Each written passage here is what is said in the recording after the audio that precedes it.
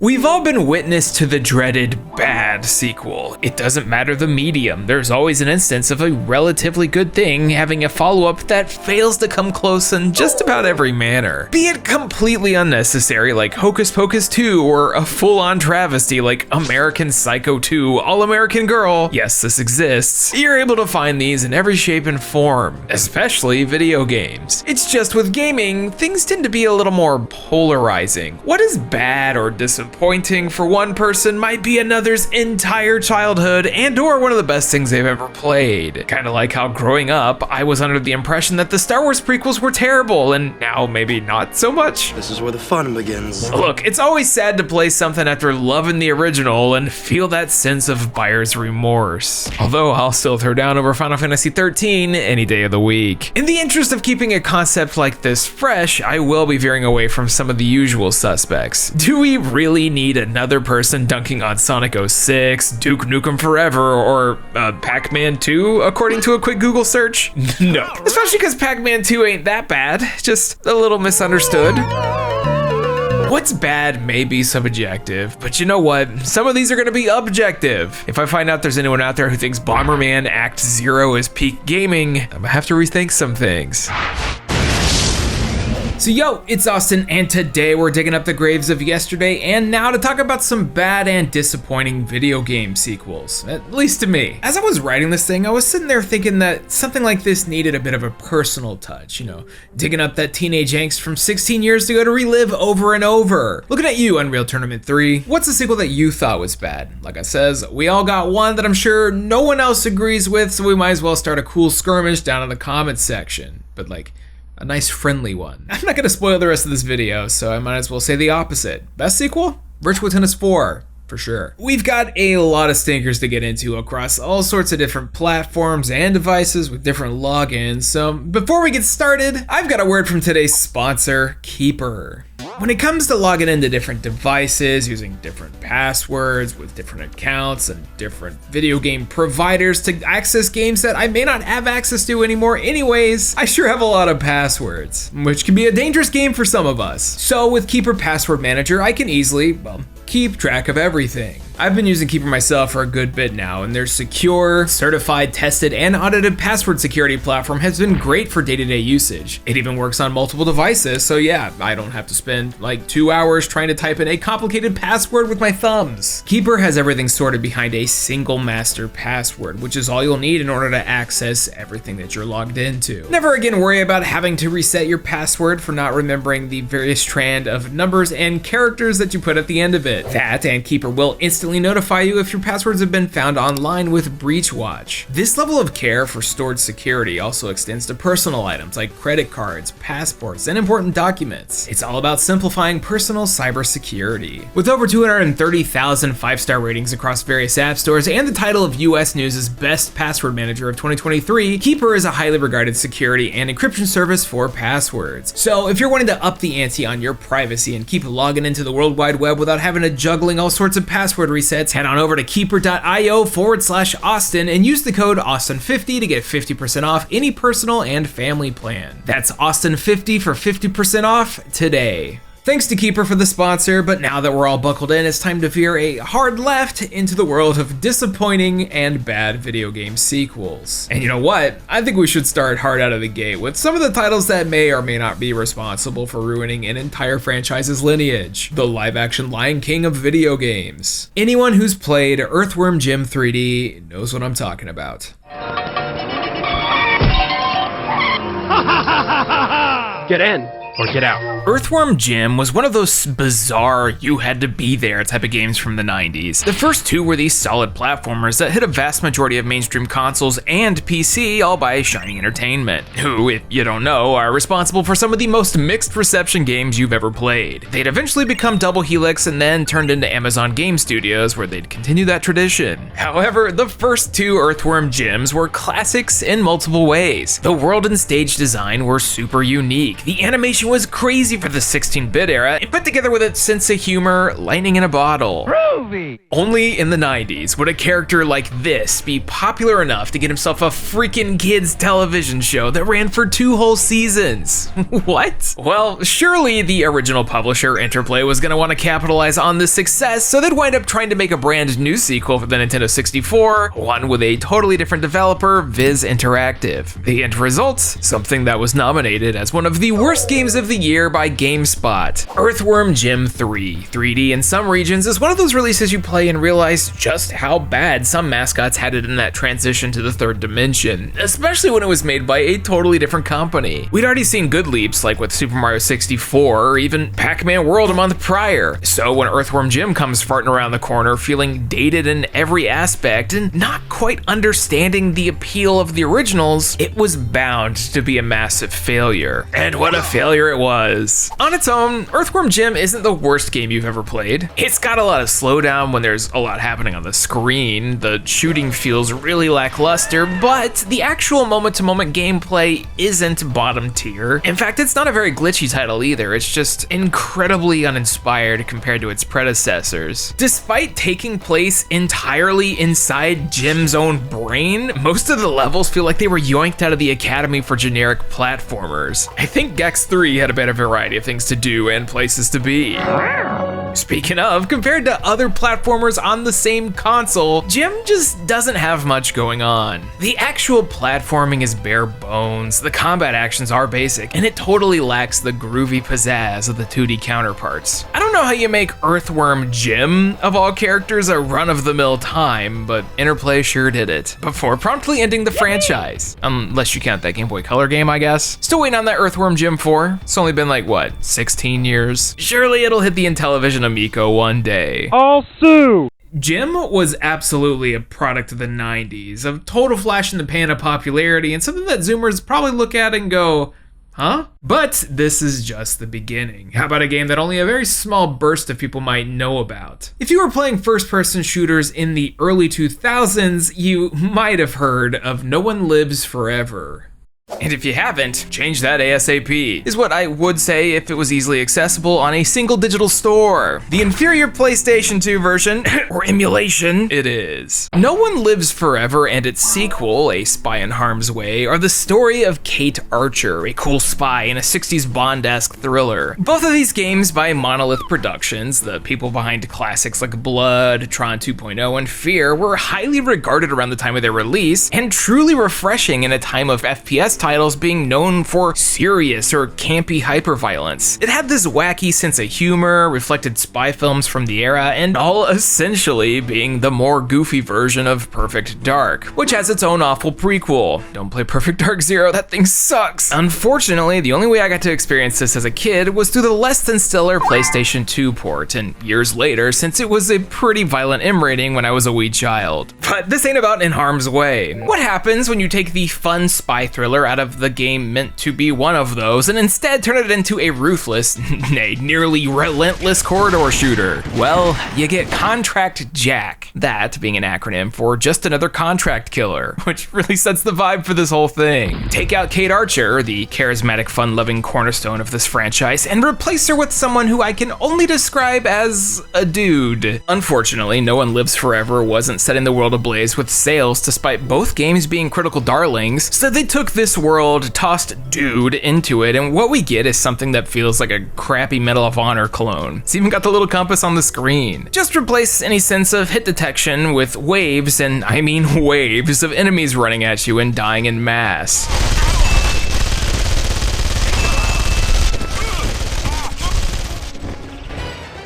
The level design in Contract Jack leaves a lot to be desired. Almost every stage has you gated out of combat arenas as you try and guess where the next wave of mindless enemies are coming from, all while moving way too slow. Granted, they do try and flank you with some interesting AI that does its best, but it just feels mindless. Sit, wait, blast, wait for a door to open, blast some more. I don't know how a game with a series of space station missions, let alone one where you're flying through space, feels this uninspired, but Monolith Monolith managed to make that happen. A shame, because they're normally great. Anyway, after this, they'd make Matrix Online, Fear, and Condemned Criminal Origins, so I have no idea what happened. Jack here was like, you'd see a lot of shooters go down a similar route, again like Perfect Dark Zero. Despite being one of the highest profile Nintendo 64 games in an era where good console first-person shooters were rare, Zero was such a stain on the franchise and Microsoft that it's still nowhere to be seen. The Initiative and Crystal Dynamics have been working on a follow-up as early as 2018, and we've still got nothing but a CG trailer. There's also a few less damaging sequels, such as Call of Duty Ghosts, yeah, the one with the realistic dogs, and the first game to ever have fish reacting in water, apparently. Everyone I know who beat Ghosts hated it, and that says a lot when the Call of Duty franchise was unstoppable in the early 2010s. Not so much these days. So we have fish move out of the way when you get close to them. And now for something completely different. Put away those guns and whip out the sword and board as we go back to a franchise so old that a vast majority of all Fortnite Billie Eilish gamers will have no idea what I'm talking about. Anyone here crusty enough to remember Ultima? I'm not. Prior to working on one of the shortest-lived MMOs of all time with Tabula Rasa, former private astronaut and game developer Richard Garriott would be one of the folk responsible for Ultima. For those who don't know, Ultima was one of the premier defining series of PC RPGs in the 80s, and I'm talking early 80s. Rep in Austin, Texas would be Origin Systems, and they'd make dozens of RPGs for the nerdy types for nearly 2 decades. Also Wing Commander with Mark Hamill. Anyways, Ultima always had a bit of a meta thing going on. You'd play as the Avatar to go and save the world of Britannia. You'd typically be teleported into this world as the chosen one. Here you'd be given the mission to save the world by one Lord British, basically Garriott's in-game avatar, and off you did. I'm not gonna pretend to know much about Ultima. It's a little before my time. I need to have a few months set aside to really immerse myself into the franchise, but I do know that allegedly Ultima 9 Ascension is absolute dog shit. After playing it for a bit, some fun together here in Britannia.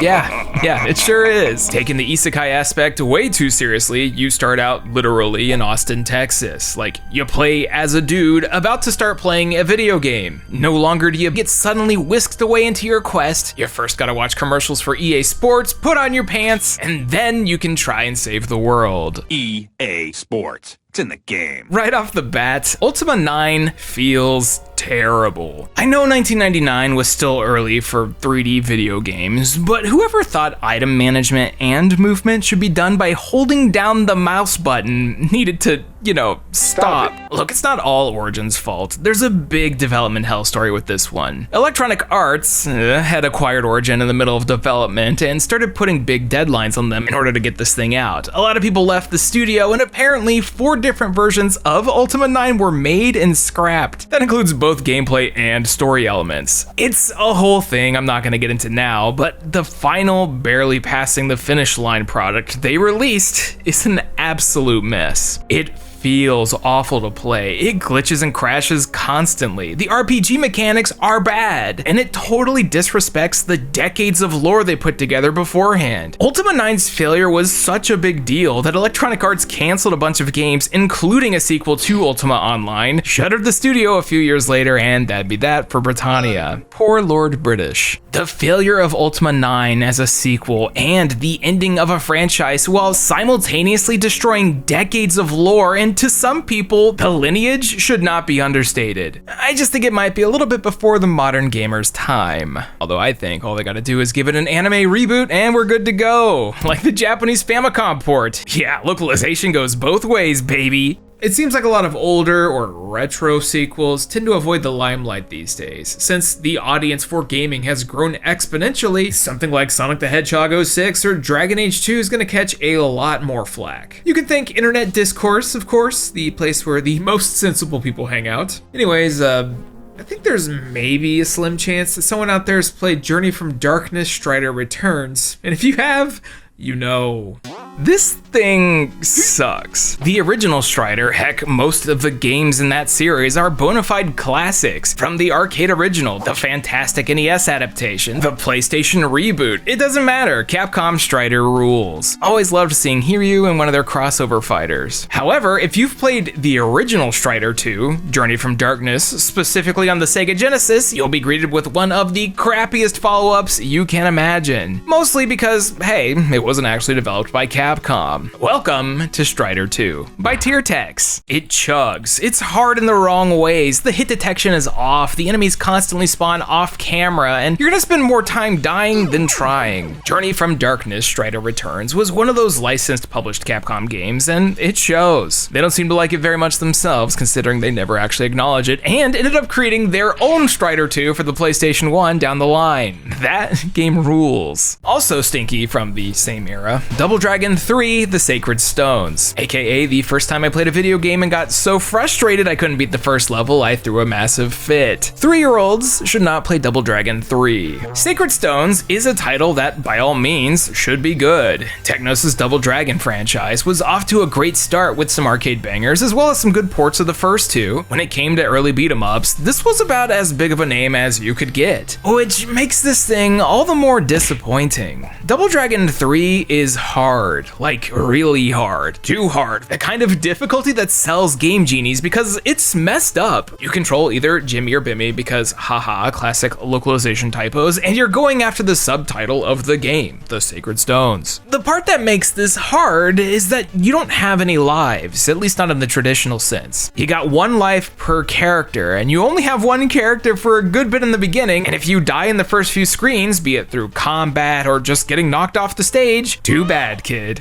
We could easily brush this one off as it's not bad because it's hard, but there's a point where you have to look at yourself as the developer and go, has science gone too far? Considering publisher Acclaim notoriously overprinted this bad boy and they ended up with 500,000 in unsold copies, I'm gonna say yes. ActRaiser 2 is another bad sequel for similar reasons. It's just too much, but also completely different than its predecessor. I've talked about this one a few times, specifically in this video, but the idea of a fun hybrid platformer city builder going full ghosts and goblins is depressing. There's a few other instances of this where the follow-up just fails to meet expectations or is gimped in comparison. Mortal Kombat 4 had a big ol' mixed reception, with some people enjoying it at the time, but retrospective reviews seeing it not so great, especially in 1997 when the breadth of fighting games had grown so much. I could be playing Marvel Superheroes vs. Street Fighter or Tekken 3. However, those games didn't have these incredible CG cutscenes. I guess I could start by thanking all my fans out there. Then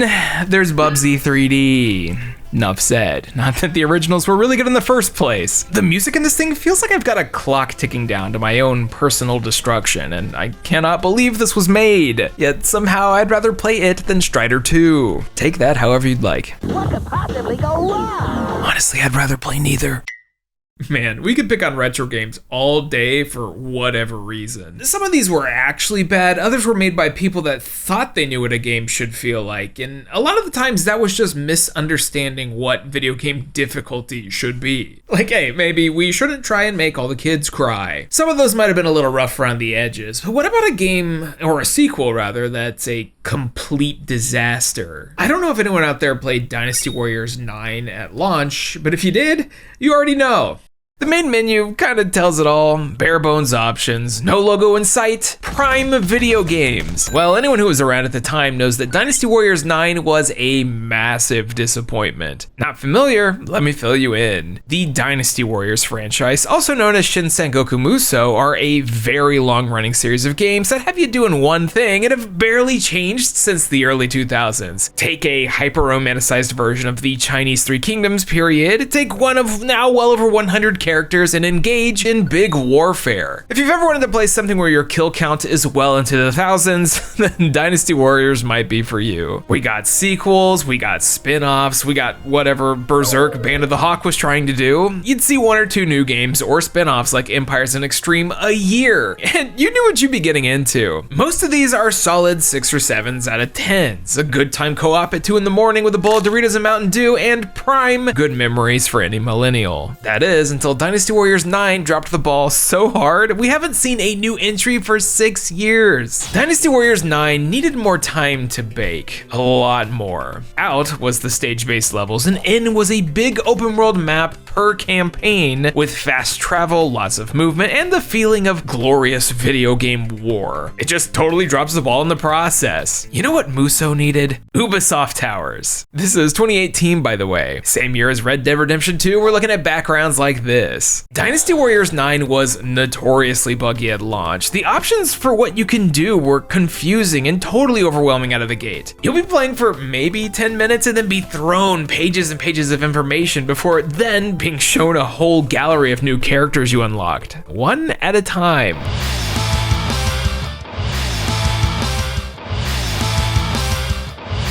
The gameplay's been changed a good bit from the square to triangle mashing to a slightly more involved system, yet somehow feels less smooth than before. It's just, I don't know, underwhelming. I get the feeling Koei Tecmo was aware it was super obfuscated as well, because they threw in the ability to auto-run to marked locations, one with AI that'll straight up fail to path through walls and enemy units. The idea of an open world Dynasty Warriors is appealing and something I want. I just don't think that Koei Tecmo was able to pull it off. Eventually, this game did get a lot of patches to go from the 3 out of 10 it was to something that people seem to consider okay. Or if you're Famitsu, a 35 out of 40. I just don't see it. Nor did I see the appeal in Bomberman Act 0. I mentioned it earlier, and hey, it is in fact a disaster. Back in 2006, Hudson really went, hey, you know that cute dude we're barely doing anything with? What if we do this instead? And Bomberman Act 0, the Xbox 360 exclusive killer app, was born. It wasn't until kinda recently that we started to see him make a comeback, as Konami sure doesn't know what to do with their incredible breadth of IPs, but hey, edgy dystopian Bomberman was a choice. I'm gonna need this guy to make an appearance in a future fighting game like Mega Man did in Street Fighter Cross Tekken. Just full on washed up.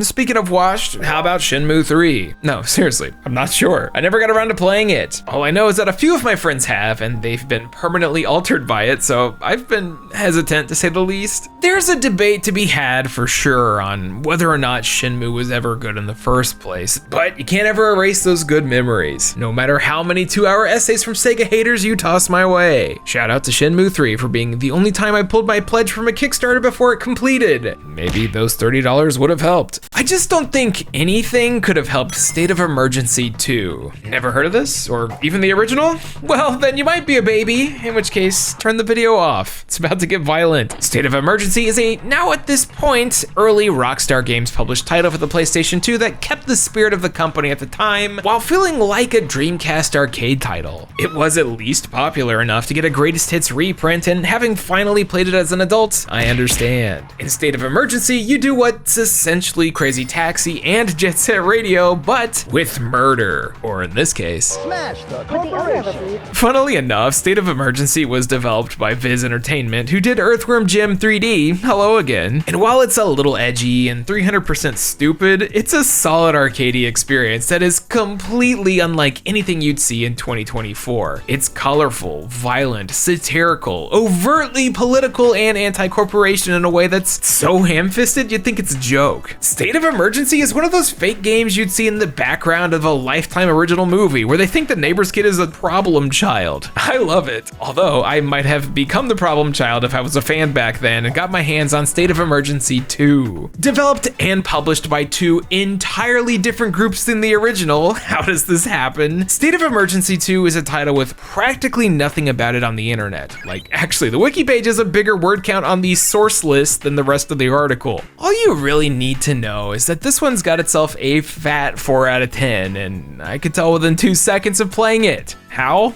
Well, look at the position of the god targeting reticle. What is this? The original State of Emergency had you doing a bit of a Hail Mary with the guns you'd pick up, and firing any shots in the sequel has you needing to aim the camera towards the ground. Not to mention, there's an awful delay in moving the stick left and right, so it just feels terrible. It's rare when a game's controls are so stiff and unplayable that I can barely make it function, but here you go. State of Emergency 2 was developed by DC Studios, unrelated, who have a very unfortunate set of credits, most of which are on the Game Boy Color and Advance. Also Winx Club. These are basically the same, huh?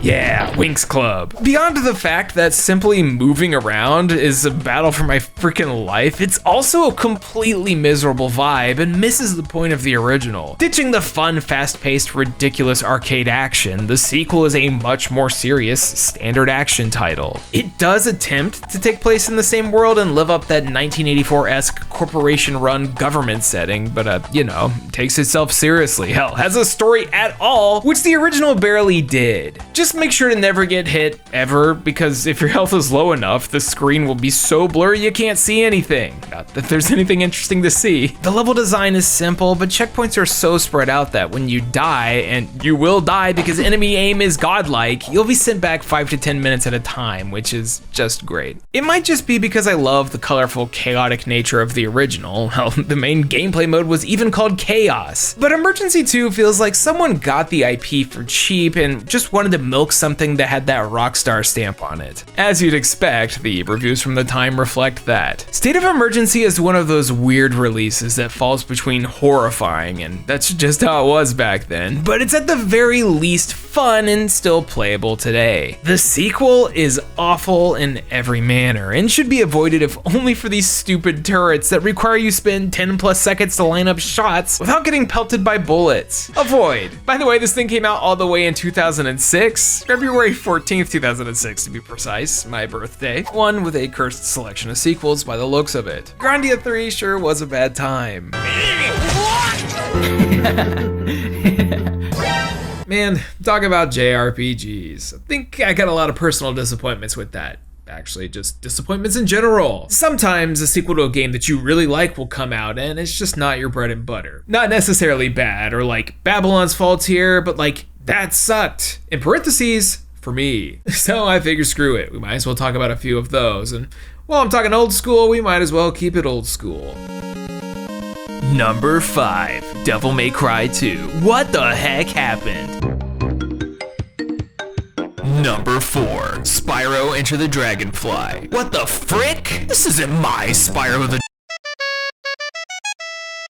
Number 3, Flat Out 3. Yeah, okay, this joke's not working. But seriously, Flat Out 3, Chaos and Destruction. What did y'all do? The original few Flat Out games made by Bugbear Entertainment were really a sign of the times. Back when AA video games were a thing, you'd occasionally run into a title that's so not mainstream, but with a decent amount of effort put into it, and something like Flat Out was exactly that. Imagine a Demo Derby style racing game where your car would be absolutely demolished by the environment. Burnout adjacent, but not quite on that level. The perfect rental for a weekend when you felt the need to go fast on the dirt road. Jump ahead a few years, now with a different developer, heck, different everything, and we've got Flat Out 3. Not to be confused with Liam Neeson. It's not often I get to play a video game with this low of a review score across the freaking board, but hey, Flat Out 3 brought the chaos and destruction.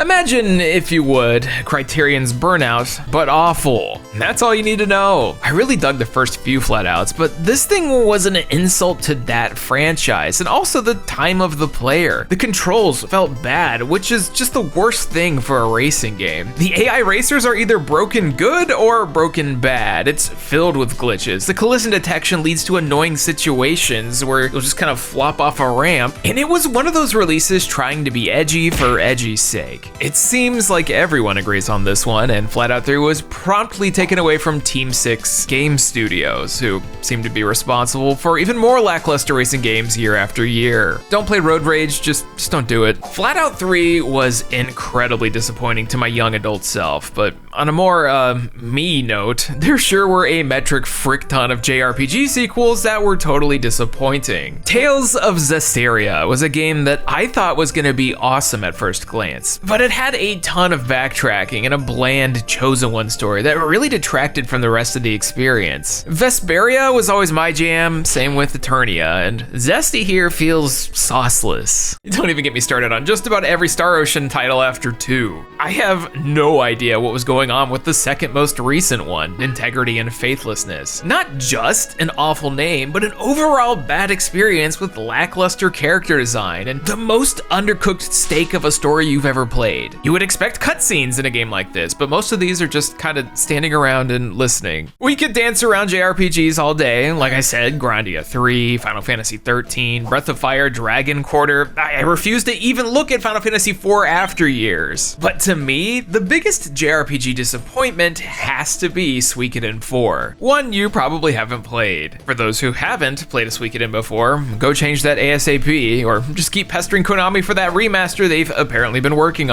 Suikoden 1, 2, and 3 all had a very good and unique formula. They're politically heavy, very involved with the world building and a regional conflict. You end up in control of a kingdom, you grow an army with the 108 stars of destiny, be they combat characters or just helping around your castle. They weren't the deepest of titles, but I sure adored the first 3. Then 4 comes out, radically changes the setup, and puts the player in a totally different region, the Island Nations. Remember how some people were upset by the boat travel in Wind Waker? Well, in Suikoden 4, you no longer have a cool castle to watch grow, you've got a boat that you're shoving a bunch of people on. They reduced the party size from 6 to 4, which means you get less time with individual characters. They returned to a silent protagonist after the third game had several well-written ones, and a lot of the characters just felt uninteresting. I don't think 4 is a terrible game by any means. I still beat the freaking thing as a kid. It's just, as a follow-up to 3 of the greatest Japanese role-playing games from the PlayStation 1 and 2, it falls far behind. I've been playing the spiritual successor lately, Eiyuden Chronicle 100 Heroes, and it's absolutely scratching that old Suikoden itch. Big recommend. Well, we've got one more game to talk about today, and number 1. Yeah, we ain't done. Spider-Man 3. Like the movie tie-in Spider-Man 3. It turns out the shift from Sam Raimi's Spider-Man 2 to 3 didn't just see a quality hit in the movie form, the tie-in video game also crapped the bed. Which I don't understand, considering it wasn't just the same developers, but they had the goated Ultimate Spider-Man under their belt, as well as several years to make it happen. Back before Treyarch was sentenced to the Call of Duty mines, they were putting out quite the random assortment of games, one of which was the excellent Spider-Man 2. It took elements and story beats from the film while shoving all sorts of crazy nonsense and side stories in to flesh out one heck of a memorable experience. Everyone I know who played Spider-Man 2 loved it, and those who didn't are disgusting liars. This is the release that defined web slinging. It gave us the pizza delivery meme, and it's still just as fun today. Needless to say, I think anyone would get pumped at the idea of a sequel. It's just too bad they made this instead. What's your problem with Spidey, Mr. Jameson? He's a good guy. Good guys don't sell papers. Jameson! Okay, maybe that was the wrong thing to show. More so this. Someone? I'm going to die. No, show him the gameplay. Yeah, there we go. What the f? There's actually multiple versions of Spider 3, all of which have terrible reviews. The PlayStation 2 port is apparently this big, nasty, awful thing, but I'm looking at the one that popped out for the PlayStation 3 and Xbox 360, you know, the flagship, the one that should have been good. It even starts out promising, with everything in the tutorial being narrated by the one and only Bruce Campbell. It just takes some practice, and then you'll be swinging like a pro, so keep at it. Oh, and watch out for buildings.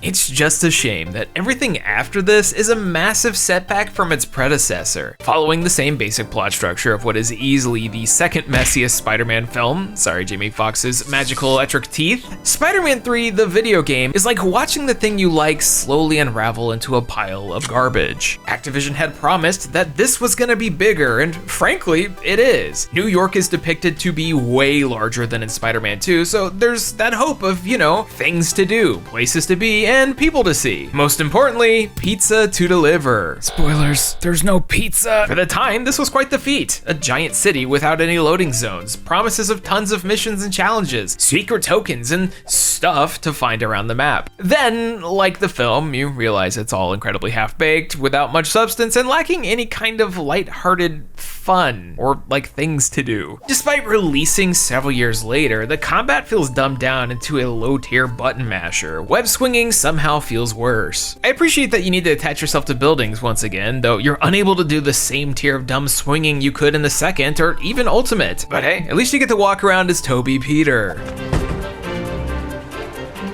Yo, this is just the Virgin versus Chad meme. Peter, what did they do to you? Spider-Man 2 is a really fun release, filled with the best of Peter's rogue gallery. You've got Mysterio doing this crazy set of missions in a stadium. You've got all sorts of ridiculous things happening around the main plot. 3 tries to be ambitious in the same way with more characters and enemies to fight, but they all end up being, I don't know, the same 10 to 15 minute long missions where you punch a few dudes and then run to the next GPS marker. Some of the encounters being ridiculously difficult for no reason. If there's a boss fight, near 100% guarantee it's gonna be incredibly frustrating. Don't forget about how when you're asked to punch the chandelier flying towards you with no explanation as to how, there's a series of missions starring the Arsenic Candy Gang, who have never made an appearance in the entirety of Marvel outside of this game. You know, Spider-Man's big villains and minions of Kingpin, a bunch of goth and or scene kids. Well, you gotta hit this thing flying at you to knock it backwards, and at no point does it insinuate that you have to charge up the attack. Despite, you know, throwing dozens of button press QTEs your way every 20 minutes of gameplay, nothing about charging. And yeah, I got stuck here, a grown adult. There is a lot to like about Spider-Man 3, but for every 2 things, there's 10 other big disappointments. Your first encounter with New Goblin, which is absent from the PlayStation 2 version, whoops, has you engaged in the super long QuickTime event sequence that looks janky as hell. These dudes are lightly monologuing while dancing on a hoverboard. Harry, please. I didn't kill your dad. Shut up. I don't want to hear any more of your lies. Why does this take like 5 minutes? A game that should have been a home run was not. The world is big and impressive, but also super empty. The camera jerks around a lot while moving, and it's easy to feel let down by the speed of things. Also, I hope you like spongy boss fights. There's a lot of bad and disappointing video game sequels, but at least to me, Spider-Man 3 will always be stuck in my mind. That and the fact that the black suit does practically nothing. At the very least, the Tony Hawk's Pro Skater tier cutscenes are always enjoyable. Parker! That's the 3rd call I got about giant lizards running amok in Gramercy Park. Giant lizards! Get me photos, pronto! Right away, Mr. Jameson. I'll chase you to the ends of the earth! So there we have it, a bunch of terrible and disappointing video game sequels. I had a hard time picking between Spider-Man 3 and a couple of other bad games to end the video with, which I guess just means life is full of disappointments. If you want to see me do another one of these, let me know down below. I'm trying to balance the compilation videos alongside deep dives, or, you know, I could kind of combine the ideas and talk about a whole bunch of really bad Marvel games 100%. That sounds like a bad idea. Let me know down in the comments some of your favorite or least favorite sequels. Also, if you liked the video, check out today's sponsor, Keeper, and maybe consider backing the Patreon. It'll get you access to the community Discord, where we tend to talk about all kinds of weird stuff. Also, you've heard this a million times. Subscribe to the channel. Help me out, my guys. For now, I'm gonna go get horizontal. We've been working really hard over here to bring you as much content as possible, and it probably shows in my face, but I hope y'all have been having a good time. So I've been Austin, and catch you next time when we do a little soul searching, which means talking about video games. Thank you all so much for watching. Special Patreon shout out to Aaron Kwolek, Benna Oswald, Blackfoot Ferret, Blake Thomas, Charles Rosner, Cheeks, Chris Shelton, DX Buster, Dylan Snyder, Hey Quiggles, Idlevice, Jay Roos, Jacoby Fitzpatrick, Kevin Zanowski, Rare Find It, Ryan Talbert, and Vox. Thank you all so much for the generous support. I bet you weren't expecting another video this fast, unless you actually watched last week's video, and then, you know, I said when I'm gonna be here, I mean it. There are way too many video games to be playing right now. Like, I just got a copy of Sandland in the mail that I pre-ordered a long time ago, and I decided to do a video on something kind of out of left field. It'll make sense when it comes out, but you might see it in like 2 weeks and be like, what is this guy doing? But hopefully you like it. For now, I am going to go to sleep because it is currently 2:56 in the morning. I love you, goodbye.